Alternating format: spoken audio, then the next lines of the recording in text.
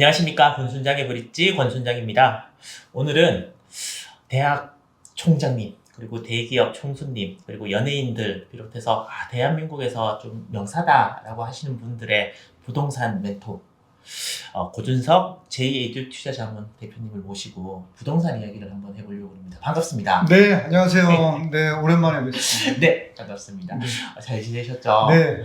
날씨는 되게 좋은데 요즘 뭐 주식도 엉망이고 또 부동산도 그렇죠. 막 하락한다 그러고 그래서 네. 걱정이 되게 많은 이 시기에 누굴 모셔서 한번 얘기를 들어볼까 하다가 고민 끝에 대표님 모셨습니다. 이번에는 잘 나가는 거죠? 예, 이번에는 지난번에는 저희가 실수가 좀 있었고 네. 대단히 죄송하게 생각합니다. 아닙니다. 참 최근에 네. 책을 부동산 재벌들이라는 책을 쓰셨던데 보통 이런 책들은 부동산이 화랑일 때 나오면 책이 잘 팔리는 거 아닌가요? 그렇죠. 네. 뭐든지 주식 책도 그렇고요. 네네. 부동산 책도 그렇고 좋을 때 시장이 장이 좋을 때 나오면은 이게 이제 많이 팔리고 좋습니다. 네. 근데 그러면 대표님께서는 장이 좋다고 생각하시고 이 시기에 출판을 하신 건가요? 아니면 네. 아니다, 이거는 시장에 상관없이 꼭 뭐 언제든지 필요한 거기 때문에 시기에 상관없이 내야 되겠다라고 네. 생각하셔서 내시게 된 건가요? 저는 제목이 이제 부동산 재벌들이잖아요. 근데 이 부동산 재벌들이 경매를 통해서 부동산 재벌들이 되는 사람들 이야기예요. 네, 그래서 이게 이제 경매 시장은 네. 뭐 일반 부동산 시장하고 뭐 비슷하지만 부동산 가격이 떨어질 때 경매는 더 안 쳐다봐요. 그런데 오히려 부동산이라는 이 특성을 보면은 네. 개별성이라는 이런 특성, 이 부동성이라는 이 특성, 입지는 어떻게 바꿀 수가 없다라는 그렇죠. 거죠. 그래서 아까 뭐 센터장님하고도 얘기를 했지만 워커힐 아파트 바꿀 수 없는 거잖아요. 네. 그 위치를. 네. 그래서 다 우리가 일반적으로 다 떨어진다고 생각하지만 안 떨어지는 아파트가 있다는 거죠. 그런 아파트가 경매로 나오면은 그런 아파트도 떨어지는 줄 알고 사람들이 안 산다라는 거예요. 근데 보통 저희들이 경매라 그러면 네. 전문가들 또 여러 가지 법적 용어들 이런 것들 때문에 섣불리 들어가다가 더 큰 손해나 아니면 중간에 막 고생한다, 명도나 네, 이런 것들 네. 때문에. 그래서 이거는 전문가의 영역이다 이렇게 생각을 하거든요. 맞아요. 그리고 또 이제 어떤 생각을 많이 했냐면요. 그거 뭐 부도 나서 망한 집 그거 사가지고 그거 뭐 부자가 될 수 있겠느냐 이런 생각들 많이 하잖아요. 대표적으로 제가 이렇거든요. 중고차도 잘 안 사고 네, 중고를 안 사는 이유가 나쁜 기운이 있어서. 맞아요. 특히 집은 우리나라는 왜 풍수를 예, 보고 그러잖아요. 그래서 집을 사는데 부도 나서 망한 집 이거 사서 내가 부자가 될 수 있어? 이런 이제 어떤 선입관 이런 것들이 많은데 그런 것들은 부자가 되는 거하고 아무 상관이 없다. 그런가요? 예, 오히려 경매를 통해서 부자가 되는 사람들 보면은 그런 것들을 잘 사서 부자가 되는 사람들이 많고, 또 하나 장벽은 권리 분석이거든요. 네네네, 맞습니다. 이거 사서 이거 내가 물어줘야 되는 돈이 있으면 어떻게 뭐 이런 것들이잖아요. 근데 요즘 자산 관리의 핵심은 정보와 지식이잖아요. 어떤 정보를 받았는데 그 정보를 해석할 능력이 없으면은 투자가 안 되잖아요. 또 관리가 안 되잖아요. 그래서 이제 정보는 우리가 한계가 있고 정보를 취득하는데 그러면은 그런 어떤 정보를 해석하거나 그 한계를 커버할 수 있는 게 바로 지식이잖아요. 공부를 함으로써 그 정보를 커버하고 해석을 할 수 있는 능력. 그게 바로 이제 경매인 것 같아요. 그래서 처음에 무작정 이 경매할 수는 없지만 경매를 통해서 공부를 좀 하면은 이 경매가 공부한 만큼 시장이 보인다라는 거죠. 우리가 경매가 아니더라도 아파트를 살 때 돈만 있다라고 가서 살 수 있나요? 그런 거는 아니. 그러니까 일반적으로는 그렇게 생각하는데 막상 가보면 여러 가지 부분들이 따져봐야 되잖아요. 근데 경매도 우리는 권리 분석 때문에 못 산다고 하지만 권리 분석은 너무 쉬워요. 사실은 너무 쉽고, 더 중요한 거는 일반 아파트 살 때처럼 경매로 나온 아파트가 정말 미래 가치가 있는 거야? 이런 거죠. 미래 가치가 있는 거를 어떻게 골라내느냐. 이게 핵심인 거고요. 그 핵심에 대해서 이 책에다가 담았습니다. 안 그래도 이 책을 제가 읽어보니까, 저도 읽어봤어요. 경매에 대해서 굉장히 쉽고 또 자세하고 유용한 사이트. 저는 책을 시작하는데 경매를 할 때 유용한 사이트나 이런 것도 보통 제일 뒤에 오는데 네, 제일 네. 앞에 이렇게 있어 와 되게 특이하다라는 네. 생각을 하면서 봤는데 저도 몰랐던 부분들도 알게 되고 그랬습니다. 근데 이 책에서 대표님께서 경매를 할 때 경매 공부를 해야 되는데 제일 중요하게 생각해야 되는 게 어떤 건지 네. 꼭 얘기하고 싶었던 부분들이 있으십니까? 제가 이제 경매를 망설이는 분들 되게 많잖아요. 네네. 할까 말까 경매를 하면 돈 번다는데 음. 돈 벌었다는 사람도 있네. 네. 근데 되게 망설여지거든요. 예. 그게 뭐냐면은 권리 분석이라는 거예요. 네. 권리 분석의 벽을 이거 나는 못 넘을 것 같아. 이런 생각 때문에 그러는데 경매의 핵심은 조금 전에도 말씀드렸지만 권리 분석이 아니라 예. 권리 분석이 아니라 미래 가치를 어떻게 보느냐라는. 그러니까 이런 거예요. 권리 분석을 잘해서 싸게 건물을 샀는데 아파트를 샀는데 이게 안 올라가면 산 가격에서 안 올라가면 이거 뭐하러 사냐는 얘기죠. 산 가격에서 올라가야죠. 그래서 싸게 사는 것도 되게 좋은데 자 미래 가치를 보는 눈을 갖지 않으면은 올라가는 거가 안 보인다라는 거예요. 지금보다 앞으로가 훨씬 더 값어치가 있는 물건인가? 네네. 그런 게 중요하죠. 이 책을 보면 알 수 있나요? 알 수 있죠. 이 책에다 담아놨죠. 그래서 물론 권리 분석에 대해서도 쉽게 네. 자세하게 설명을 해놨습니다. 그래서 이 책을 보시면은 뭐 제가 책 얘기를 너무 많이 해서 아니요, 뭐 처음에 민망을 이 책을 저도 경매에 네. 관한 책을 여러 가지 봤는데 가장 쉽고 자세하게 설명이 되어 있는 것 같고 또 법을 또 전공을 하시고 네. 또 이제 학생들도 가르치고 하셔서 네. 그런지 그러니까 보통은 경매는 법원에서 진행을 하는 거니까 그렇죠. 법을 알아야 되는데 그런 부분에 대해서 되게 잘 정리가 되어 있는 것 같더라고요. 그러면서 제가 궁금했던 게 매수자의 관점에서 네. 이제 고민을 해보라라고 그랬던 게 확 와닿았던 게 뭐냐면 네. 경매 공부를 하면 예를 들면 1억 주고 사면 이 1억을 뭐 은행이 갖고 가고 그 다음에 여기 지금 임대 사시는 분이 갖고 가고 몇 대 몇이고 꼭 그 시험 공부하듯이 해야 되는데 야 너는 1억이 있는지 없는지만 고민하면 되지 네. 그건 누가 돈을 갖고 가는 거는 중요한 거 아니다. 네. 매수자의 관점에서만 봐라라는 네, 게 네. 확 와닿았거든요. 보셨군요. 네, 읽었어요. 당연히 읽고 와야죠. 보셨군요. 네, 맞습니다.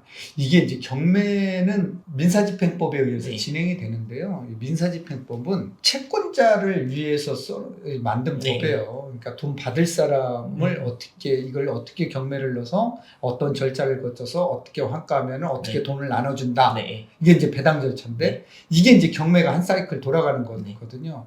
근데 투자자가 채권자가 알아야 될 거를 굳이 알 필요 있나요? 내가 이거를 1억 주고 샀는데 그 아파트에 대해서 1억만 딱 근저당이 돼 있는 게 아니라 2억이 될 수도 있고 5억이 될 수도 있고 10억이 될 수도 있잖아요. 네네. 이 사람들이 어떻게 나눠 갔든 투자자가 그거 신경 쓸 필요 없잖아요. 네. 그거는 법원에서 나눠주는 거고 예. 채권자들이 본인들이 공부해가지고 어떻게 받아가나 네. 줄 서서 받아가야 되는 거잖아요. 네. 그게 배당 순위가 법에 정해져 있잖아요. 그러니까 이런 것까지 공부할 필요 없다라는 거예요. 그러니까 공부할 범위가 확 준 것 같은 느낌이 확 줄어드는 거죠. 그래서 경매가 권리 분석은 되게 쉽게 네. 미래 가치는 어렵게 네. 보자라는 거예요. 네. 알겠습니다. 대표님은 부자분들을 굉장히 많이 만나보셨잖아요. 네. 그래서 뭐 처음부터 부자였었던 분도 계시겠지만 뭐 경매든 아니면 자수성가를 했던 그분들이 부동산을 이제 살 때 투자를 할 때 거기에 이제 조언도 많이 해주신 걸로 알고 있는데 쭉 만나보시니까 대한민국 부자들은 이러이러한 특징들이 있다라는 부분들이 있으시면 좀 알려주시겠습니까? 그러니까 대한민국 부자들의 특징은 네. 남몰래 좋은 일을 많이 한다라는 거예요. 아 진짜요? 네. 뭐 자식한테 물려주려고 세금 적게 내고 이런 거 아니고요? 전혀.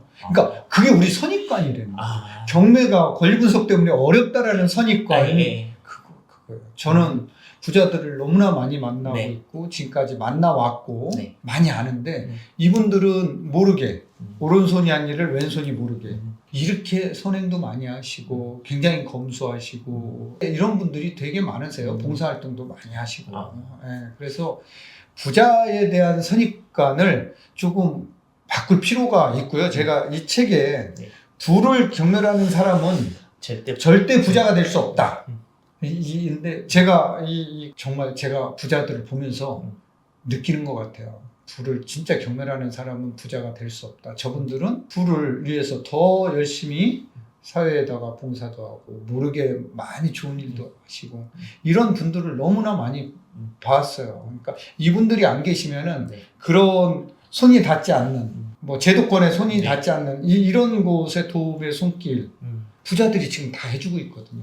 네. 보통 이제 부자들은 없거나 내 집을 갖지 않은 사람들은 집을 여러 채 갖고 있는 사람들은 네, 다 투기꾼 이렇게 생각을 하고, 또 이제 좀 가난하거나 주식 투자를 안 하는 사람들은 저 일확천금을 놀리는 불로소득자들 네. 이렇게 이제 생각을 하는데, 그런 생각을 가지면 절대 부자가 될 될 수 수 없죠. 네. 아니 집을 여러 채 가지고 있어도요. 그분들이 다 여러 채에서 월, 화, 수, 목, 금, 토 나눠가면서 사는 거 아니잖아요. 예, 그렇죠. 본인은 한 채에 살고 나머지 9채는 다 전세나 월세를 놓잖아요. 예. 이게 국가에서 못하는 순기능 역할을 해주는 거잖아요. 매물을 시장에 공급해주는 역할, 이 순기능도 봐줘야 된다는 거죠. 그래서 여기에서 나오는 그 이익을 가지고, 그 자본 수입을 가지고, 월세 수입을 가지고, 봉사, 기부도 많이 하시고, 이런 좋은 일들에 많이 쓴다라는 거죠. 네. 부자가 되려면 이런 생각을 해야 되는, 살지도 않을 집을 9채나 가지고 있고, 이래서 안 되는 거다라는 생각은 조금, 그러니까 그분들이 하시는 좋은 역할이나 이런 부분들도 분명히 그렇죠. 생각을 네, 해줘야 네, 된다는 말씀. 네. 그런 것 같아요. 저도 옛날에 사실 그랬었거든요. 네. 집을 자꾸 왜 그러냐라고 했는데, 왜 세 채, 두 채가 필요해? 뭐 이런 생각. 저도 네, 지방에서 이제 사업을 하다가 보니까 지방도 집이 하나 있고 또 이제 경기도에도 집이 하나 있고, 그러니까 어느 순간에 제가 이제 집이 2개 있는 사람이 또 돼서 이거 함부로 얘기할 게 아니구나, 또 여러 가지 상황들이 있구나 이런 생각도 이제 하게 됐습니다.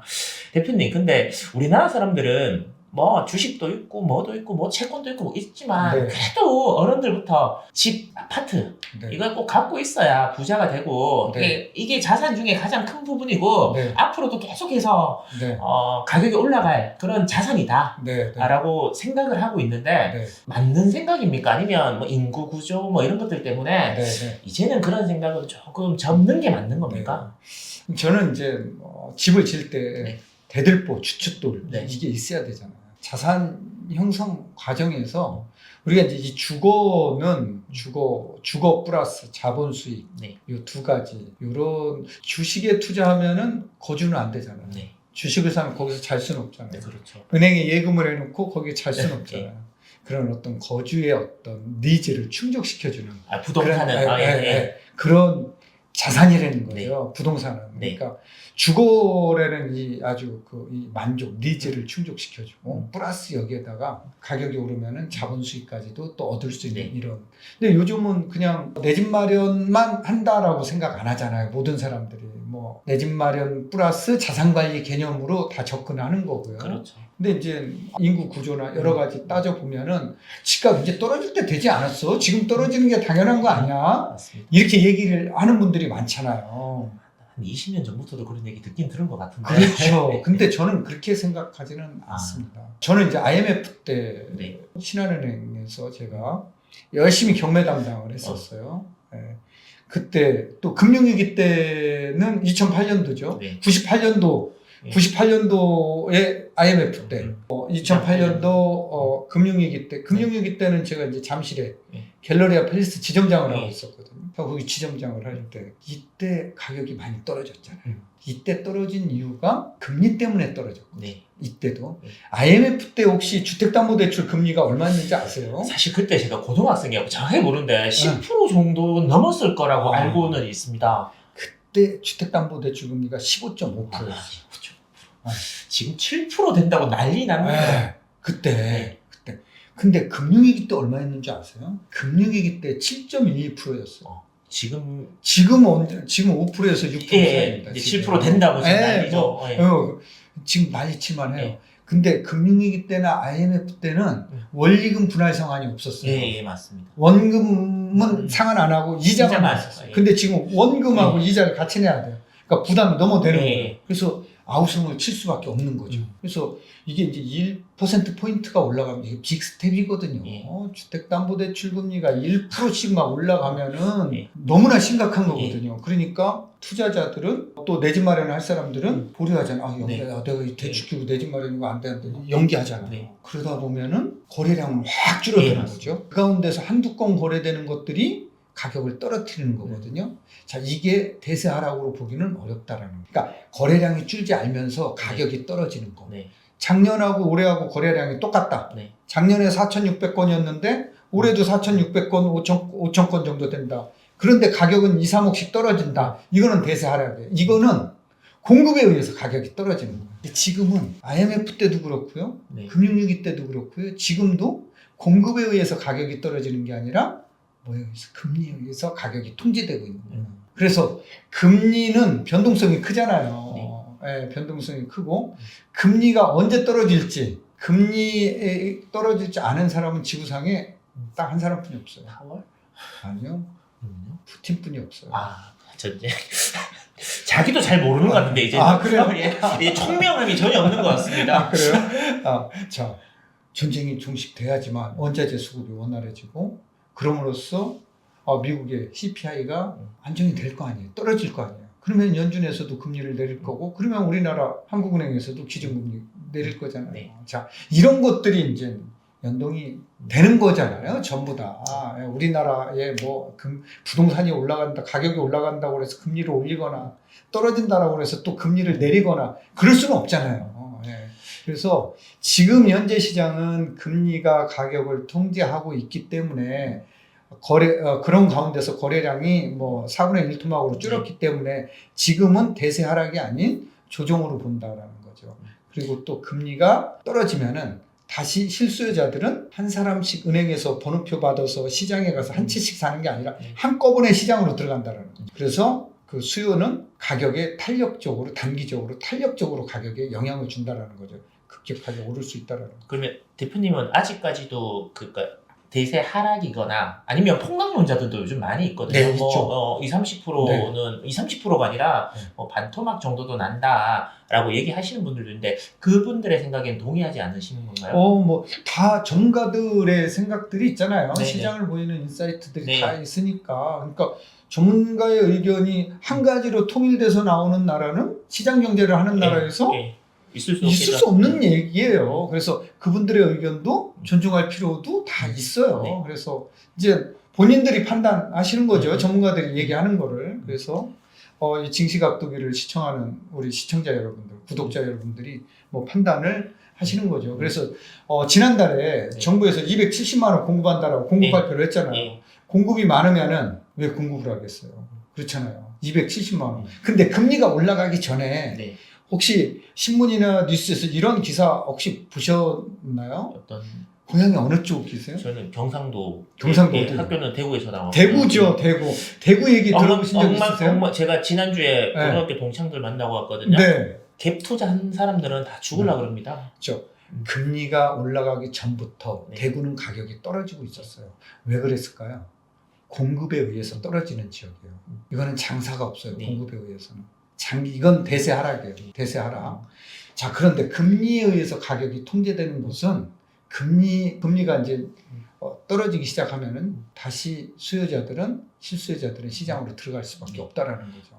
네. 그래서 그러면 나눠서 좀 봐야 된다. 그러면 어떤 분들은 전월세 가격, 그러니까 전세 가격이 어느 정도인지가 집값을 유지하는데 큰 영향이다. 어떤 사람은 뭐 정부의 정책이다, 금리다, 수요와 공급이다, 아니다. 이게 다 어우러져서 이 사이클을 만드는 건데 지금은 이 사이클 중에 뭐가 해서 어떻다라고 하는데 대표님께서는 그러면 금리, 수요, 공급 이 부분들이 가장 중요하다고 말씀을 하시는 건가요? 일단 시장 가격은 금리와 공급 이 두 개가 가격을 결정을 하게 됩니다. 지금은 공급보다는 금리가 통제를 하고 있어요. 금리가 떨어지면 이제 공급이 통제를 해야 되는데 이게 안 되면은 뭐 안 되면 지금 뭐 전세 가격 떨어진다고 막 얘기하잖아요. 전세 물량 많이. 왜 그런 줄 아세요? 물어보려고 제가. 그렇습니까? 물어봐 주시죠. 전세 가격이 그럼 왜 떨어지는 건가요? 그러니까 제가 그냥 이해하는 바로는 아까 여쭤보셨으니까 집값이 떨어지니까 전세 가격도 당연히 떨어지고 예를 들면 옛날에는 10억이어갖고 7억 주고 전세를 있었는데 다른 집을 보니까 이번에 8억에 거래가 됐다 하더라. 그러니까 전세도 한 5억으로 내려오는 거 맞는 거 아니냐. 이렇게 생각을 해서 전세가 떨어지면 계속해서 계단식으로 하락되는 거 아니냐. 그렇게 이해할 수도 있어요. 근데 그건 아니에요.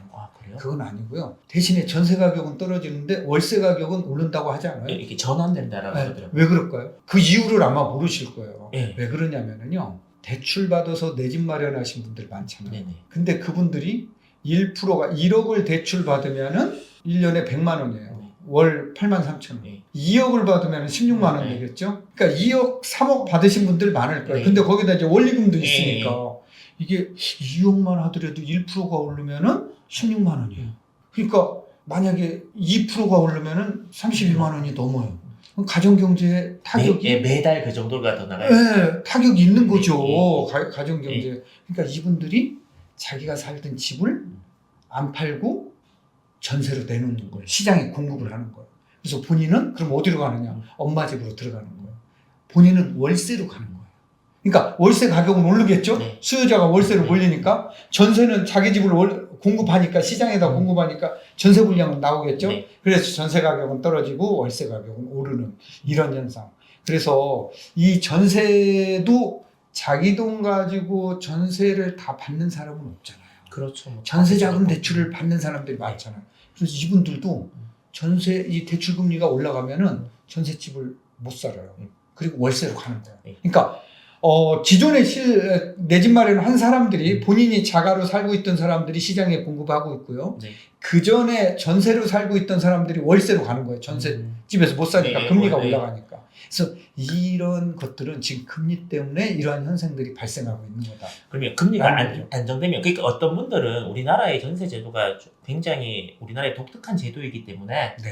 뭐 세계에서 유일한 제도라고까지는 안 하시던데 이제는 그렇기 때문에 이 부분들은 이제 전세는 월세로 전환이 되고 이런 식으로 계속 갈 거다라고 얘기를 하시던데 제가 대표님 말씀을 들어보니까 금리가 다시 낮아지거나 이러면 전세는 다시 수요는 살아나고 월세 수요는 다시 줄어들고 그렇죠. 이렇게 될 거라고 네, 말씀을 네, 하시는 네. 거죠. 그 요즘 전세 대출을 그러니까 전세를 살다가 뭐 사기를 맞았는지 어떤지 잘 모르겠지만 돈을 못 받아갖고 나라에서 뭐 돈을 대신 내주는 게 막 몇천억씩 이렇게 네, 돼서 네. 문제가 된다라고 그러는데 네. 그런 거는 일반 아파트에서는 잘 안 일어나는 안 건가요? 일어나죠. 일반 아파트에서는 잘 안 일어나고요. 빌라가 많이 일어나죠. 네. 그래서 그런 거 살 때는 그런데 전세집 들어갈 때는 이 깡통 전세 굉장히 유의해서 들어가야 되고요. 가장 중요한 거는 네. 주택임대차보호법을 보면은 전입신고를 하게 되면은 대항력을 주거든요. 네네 맞습니다. 거기에다가 또 이제 확정일자를 네. 받으면 우선 변제권까지 네. 주거든요. 자, 그러면은 선순위 권리라고 하는 거죠. 가압류라든가 네. 근저당이라든가 네네. 내가 이 전세집 들어가려고 하는 집을 봤더니 여기에 근저당권이 5천만 원이 설정돼 있네. 그럼 이 집 들어가면 안 돼요.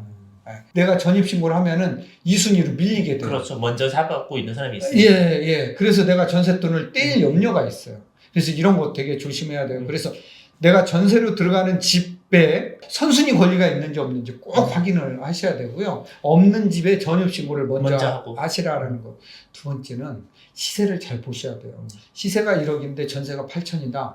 20% 떨어지면 이게 네. 또 이제 또 역전될 수 있거든요. 그래서 이런 집은 매매 시세 대비 적어도 전세가는 60%에서 50% 수준 요런데 60% 미만에 되는 집을 들어가라.